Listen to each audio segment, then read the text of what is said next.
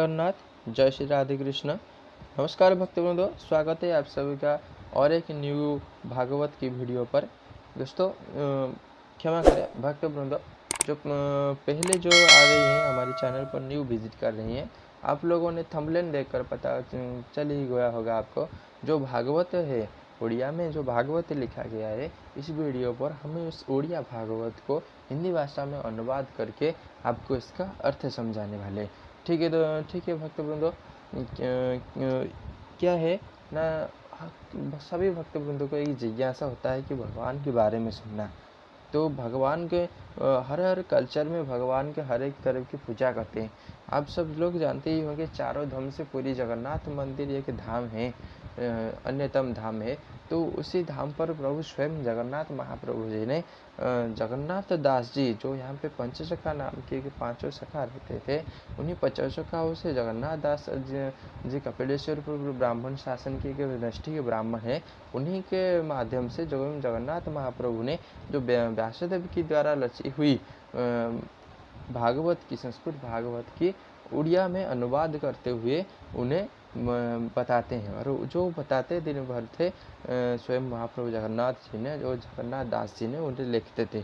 तो जगन्नाथ महाप्रभु बताते हैं और जगन्नाथ दास जी ने लिखते हैं। जो दिन भर लिखते थे वो शाम को उसे बैठकर गाने लगते थे।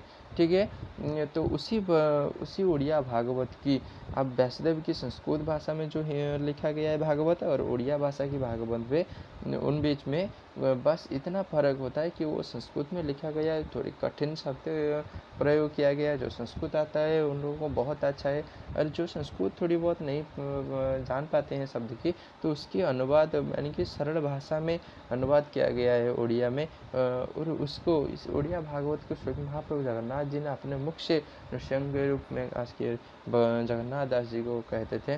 तो ठीक है, तो भक्तवृंदो, आज वीडियो हम आगे बढ़ने से पहले, इस विषय में आगे बढ़ने से पहले पूर्ववास पर जाते हैं। आप सभी का स्वागत है पुनः। तो पूर्ववास में क्या था ना, कलि के प्रभाव से, जो पिछले 4.5 वीडियो से आप सुनते आ रहे हैं कि कलियुग के प्रभाव से सारे मुनि ऋषियों ने अपना स्थान त्याग करके नैमिषारण्य नाम के पवित्र स्थान को आ जाते हैं। और आने के बाद वो लोग सारे मुनि ऋषियों ने स्वर्ग प्राप्ति के लिए यज्ञ करते हैं। उसके बाद क्या होता है, सुखमुनि यहाँ पे पधार रहे होते हैं। सुखमुनि को देखकर, क्योंकि ना सुखमुनि थे वो व्यासदेव जी का शिष्य थे, उन्हें सारे सकल धर्म शास्त्र का ज्ञान होता था। ठीक है दोस्तों, तो सारे साधु संतों मुनियों ने उन्हें अपने मध्य भाग में बिठा कर उनसे पूछने लगते हैं भगवान की कथा। और पूछते समय ये प्रश्न कर रहे थे कि बताइए महाप्रभु, हे सुखमुनि, आप तो व्यासदेव जी के शिष्य है, आप कृपया बताइए, और आप तो ब्रह्म ज्ञानी है, तो आप कृपया हमें बताइए कि भगवान जब सारे दुनिया को रक्षा करने के लिए बार बार शरीर रूप धारण करते हैं, तो इस बार इस कलियुग में वो भगवान अपना भुवन क्यों चले गए। और ये जो कलियुग में जो प्राणी आए हैं, तो ये प्राणी स्वयं आत्मा की मुक्ति के लिए पथ भूल जाते हैं, यानी कि वो आत्मा के मुक्ति के लिए ना जाकर कहीं और जा रहे हैं, कहीं अमंगल कली के प्रभाव के कलुषित हो जाते हैं। तो इसके मार्ग से उभरने के लिए कृपया हमें कुछ मार्ग बताइए। तो इसका उत्तर देते हुए सुखमुनि कहते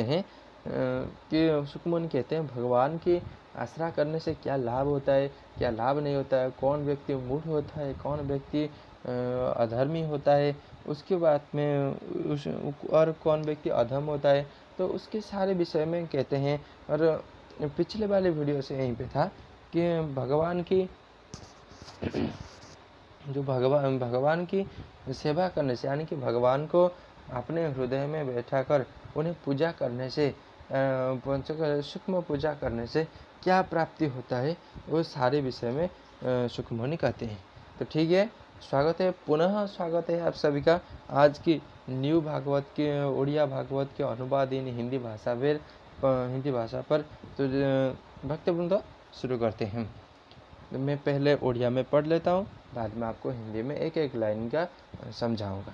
ठीक है, तो उड़िया में सुनिए।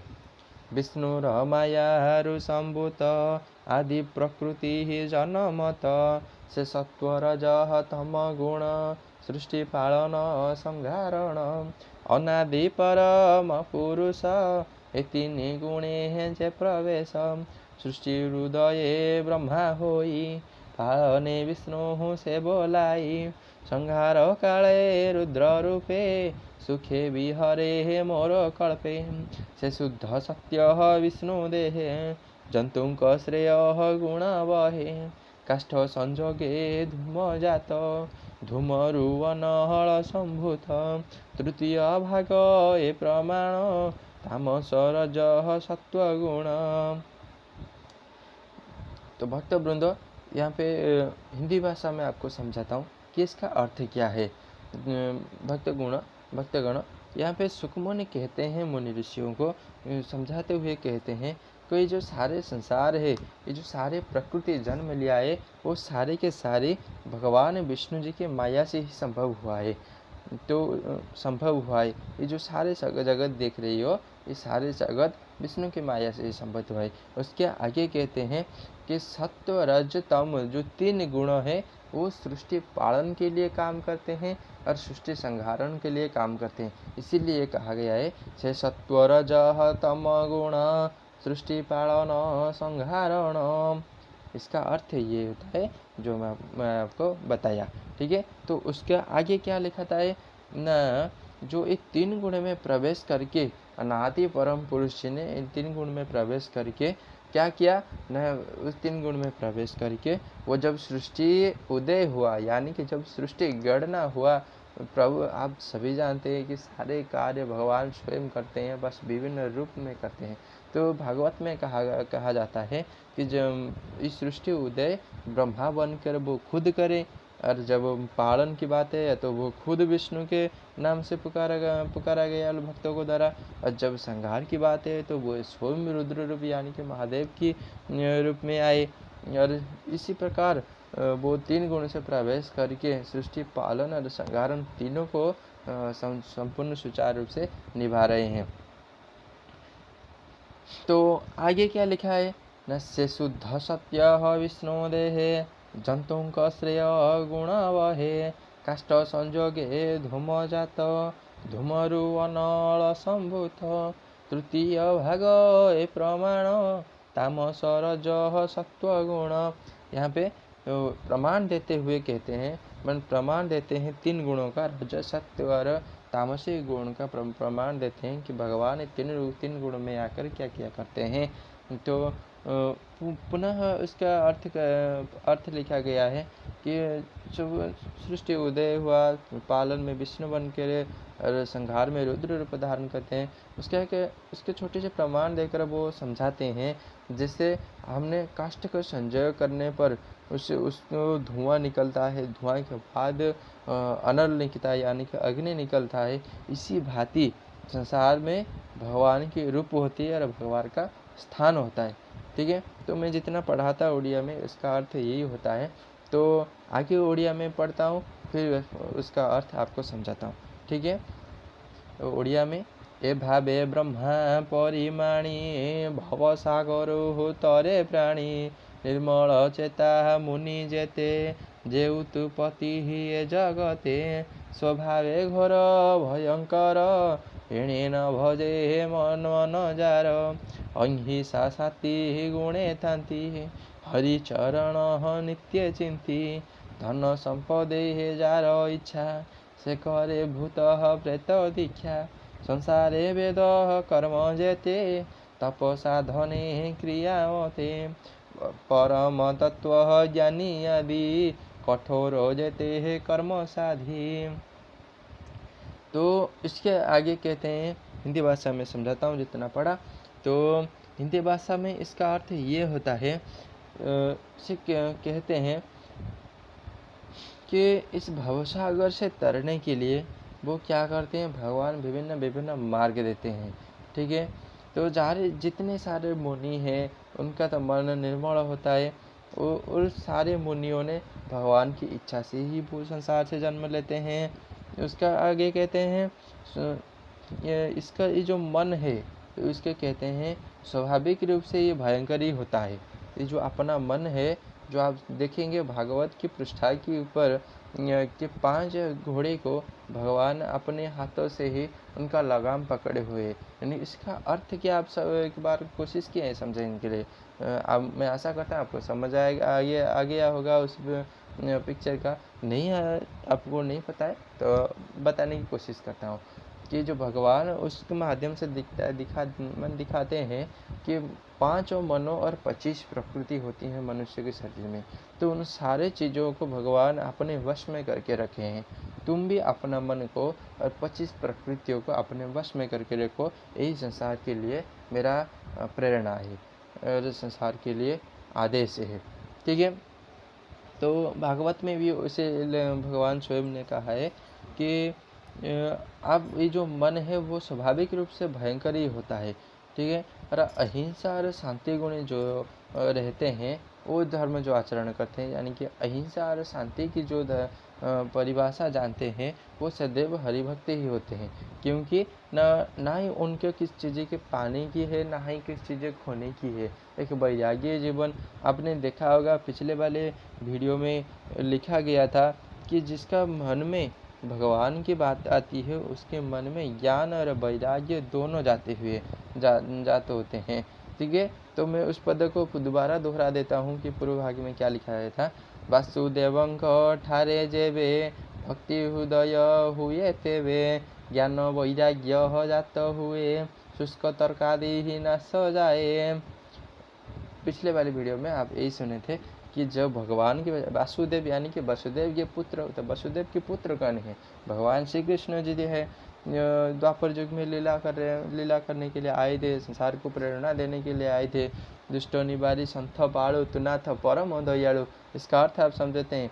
इसका अर्थ ये होता है कि भगवान सदैव दुष्ट लोग को मार के ही साधु संतों को पालन करने के लिए बार बार शरीर धारण करके आते हैं। जो भगवान के हरि के चरणों में होता है, उसका स्वाभाविक रूप से गुण होता है अहिंसा और शांति। वो ना ही चीज़ को कुछ पाने की चीज़ है, ना ही कुछ खोने की चीज़ है।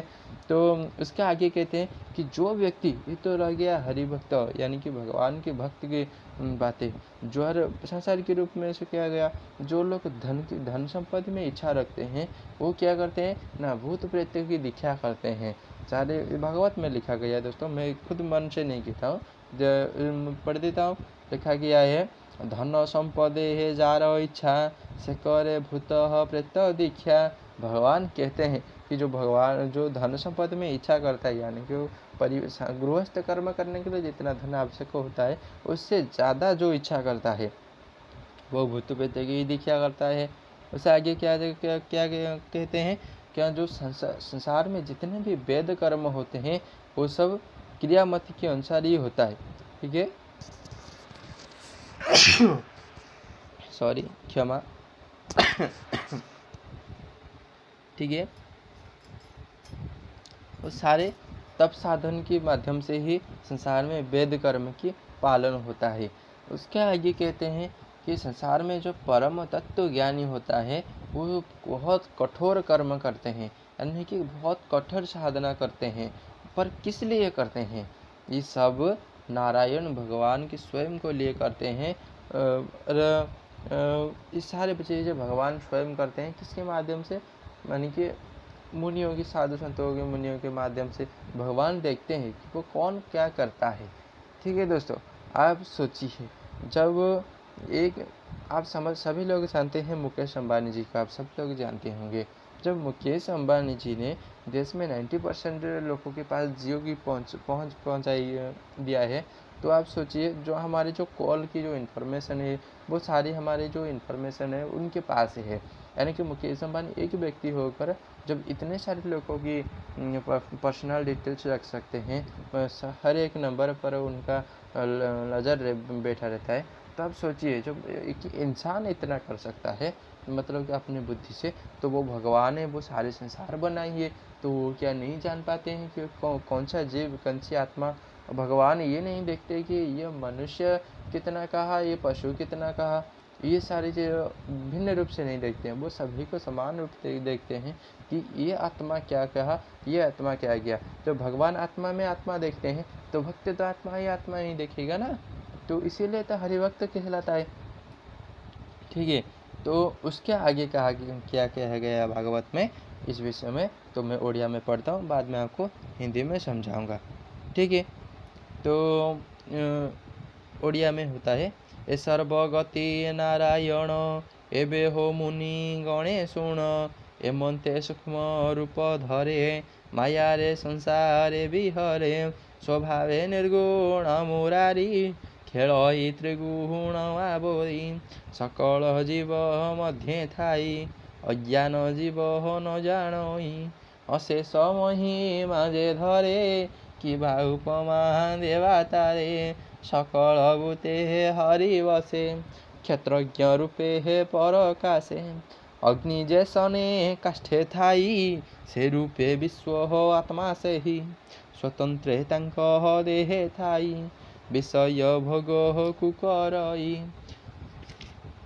देवतीर्जक नर आदि श्रीलीलावती हिर प्रसिद्धि, तही रे अनुरक्त होई पालई सत्व गुण बही, से हरि चरण मंग पंकज सुजने जन माने भज, कहई जगन्नाथ दास गीत प्रबंधे कृष्ण रस।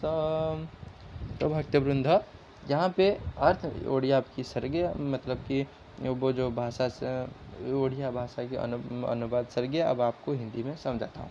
ठीक है दोस्तों, कि यहाँ पे कहते हैं सुखमणि मुनिगणों को समझाते हैं कि जो सारे गतिविधि हो जो आप देख रहे हैं, वो भगवान की जो सारी गतिविधियों का आप देख रहे हैं, हे मुनिजनों आप कृपया ध्यान देकर सुनिए कि क्या होता है।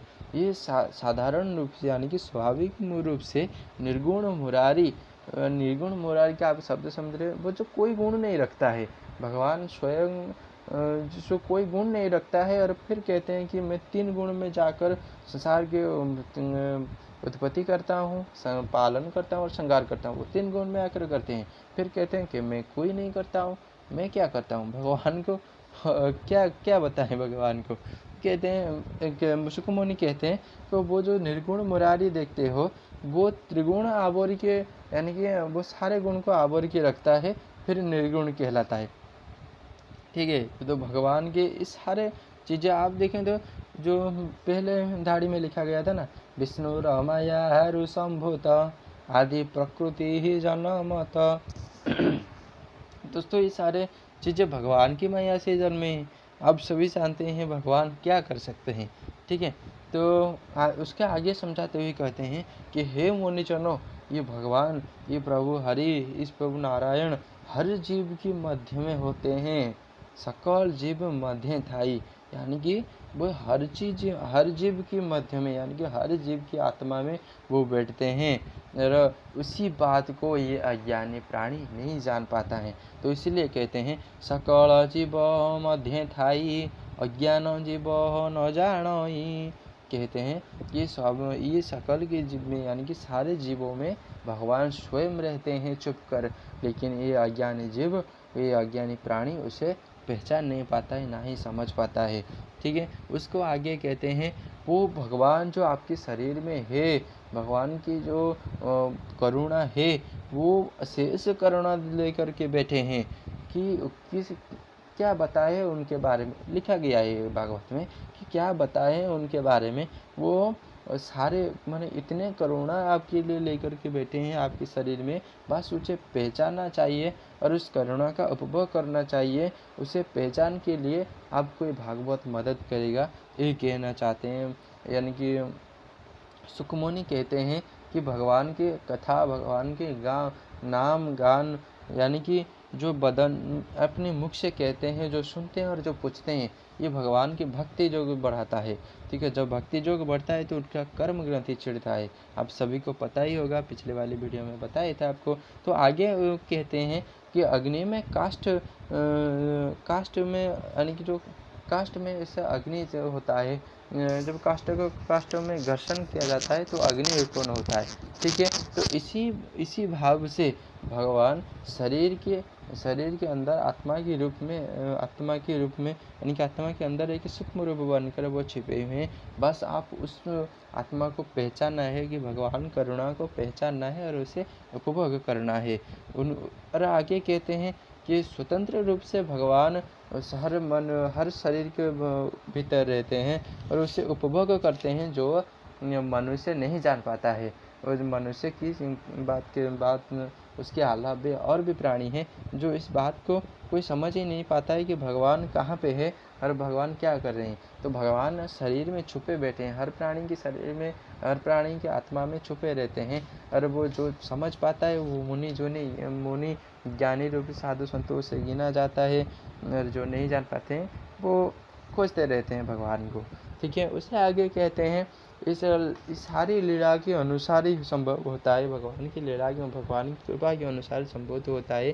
सारी चीज़ें वो अनुरक्त होकर, यानी कि सारी चीज़ें को देखकर वो संसार के सत्य गुण आवर कर पालन करते हैं। और अंत में ये कहते हैं, अंत में यही कहना है इस अध्याय की कि आप सभी भगवान के पंकज में, यानी कि भगवान के चरण में ध्यान रखिए, सुजन माने ध्यान रखिए और भगवान से अपना आत्मा का मुख्य प्राप्त करिए। वह कलिजुग के प्राणियों के भांति आत्मा के रास्ते ना भूल जाए। ठीक है दोस्तों, अंत में इति श्रीमद्भागवते महापुराणे पारमहंस्यं संहितायां वैयासिक्यं प्रथमस्कन्धे नैमिषोपाख्याने से भगवानोवाद वर्णनं नामोदित्योऽध्यायो।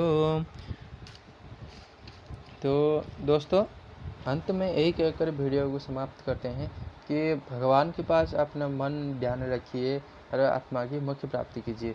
तो मिलते हैं अगले वीडियो पर। दोस्तों, आपको पसंद आए तो लाइक ज़रूर कीजिएगा, किसी की ज़रूरत हो उसके पास शेयर कीजिएगा हमारे साथ जुड़े रहने के लिए।